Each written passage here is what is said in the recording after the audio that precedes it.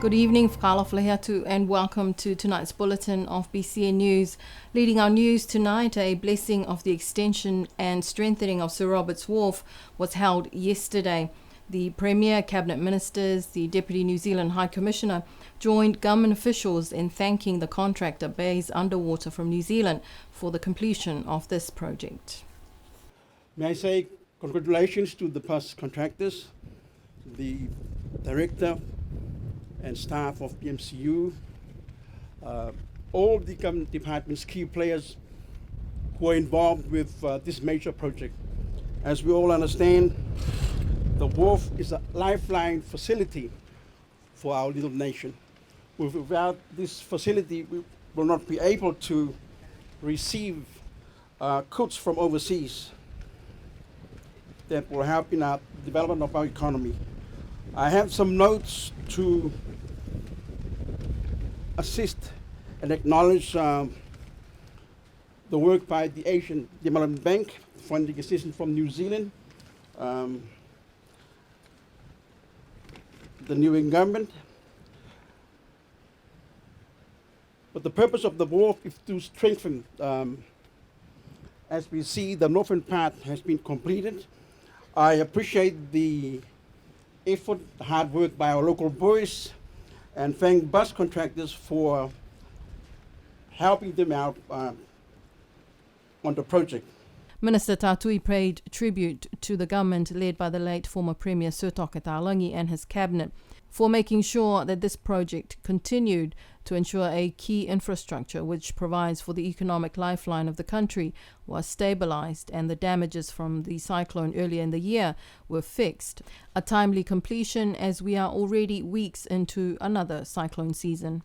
The Premier, in his remarks, congratulated everyone who had a role to play in the project, and the Premier also apologised for the theft of steel rods a few months ago. I must also say that the work undertaken here, it's not just putting concrete on top, but they managed also to fill the voids underneath the old wharf and further strengthening this wharf, and I hope that this will last for a very long time. So again, thank you very much, and thank you everyone for being down here. I am proud of the work they've done. I've seen a lot of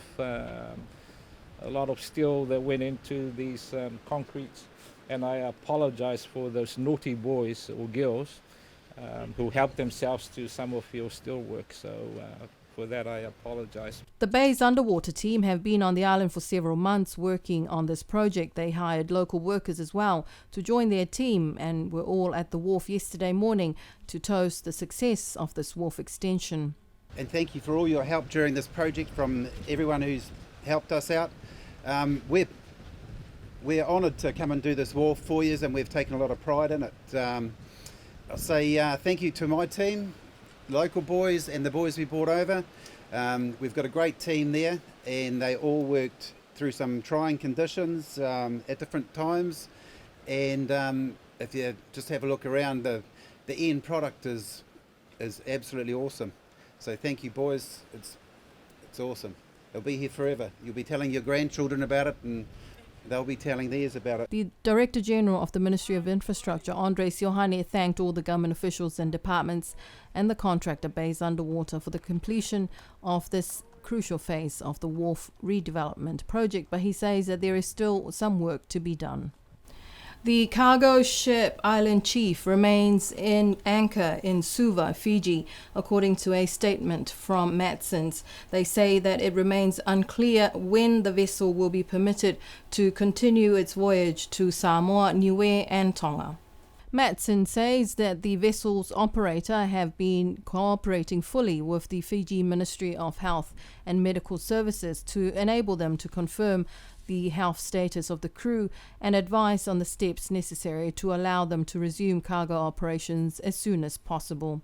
However, it remains unclear when the vessel will be permitted to continue its voyage and deliver cargo to Apia, Niue and Vavau. According to Matson, efforts to communicate with the Fiji Ministry are ongoing, and they will provide an update as soon as more information becomes available. They apologize for and regret this vessel delay. Matson's top priority remains the health and safety of its personnel and the communities that they serve. Meanwhile, some local businesses are concerned that the lengthy delay will have flow-on economic effects for their businesses. Swanson Supermarket says that they have sufficient stock in place to carry for up to 2 weeks of delays if people avoid panic buying. And the PESA Plus trade agreement between Australia, New Zealand and the Pacific Island countries that have ratified the agreement will come into force on Sunday, 13th December. A meeting between the government and representatives of the private sector was held today to discuss the implications and future benefits for Niue with PESA Plus agreement. Also in attendance via Zoom from Canberra is Niuean Tanuvasa Semi Siakimotu, Australia's Biosecurity and Environmental Safeguard Advisor and also advisor to Farmer Plus, one of the phases of the PESA Plus agreement. Tanuvasa says that they will be able to provide support on market access issues such as biosecurity and export matters. He told BCN News that he is looking forward to working with Frank and colleagues here in Niue, including the private sector, to identify and address some of the issues as they relate to trade and market access. Earlier this year, Finance Minister Crosley Tatui said that one of the first benefits for Niue would be in securing a commercial fumigator for export purposes. PESA Plus negotiations began in 2009 and concluded in 2017.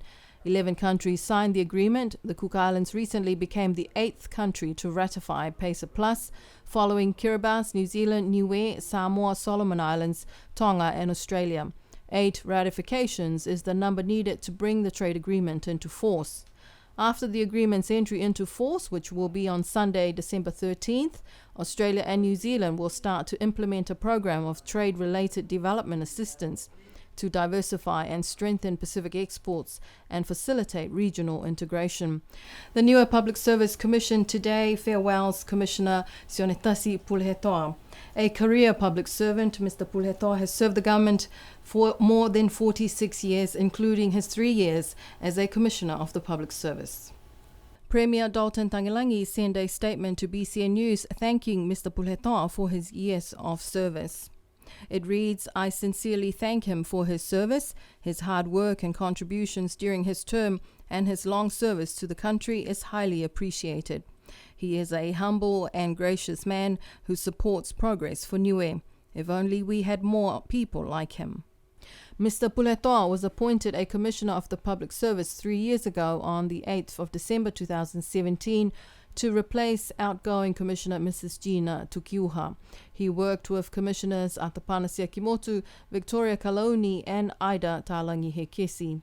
Mr. Sionetasi Pulhetoa was appointed by the former government under the leadership of former Premier, the late Sirtoke Tufukia Talangi. And all the very best to Mr. Pulhetoa on his retirement. And today is December 10th, International Human Rights Day, and the United Nations has set the theme for this year, Recover Better, Stand Up for Human Rights, a message to the world to recover from COVID-19 by ensuring that human rights are central to countries' recovery efforts. The message from the United Nations on Human Rights Day is this year's Human Rights Day theme relates to the COVID-19 pandemic and focuses on the need to build back better by ensuring human rights are central to recovery efforts.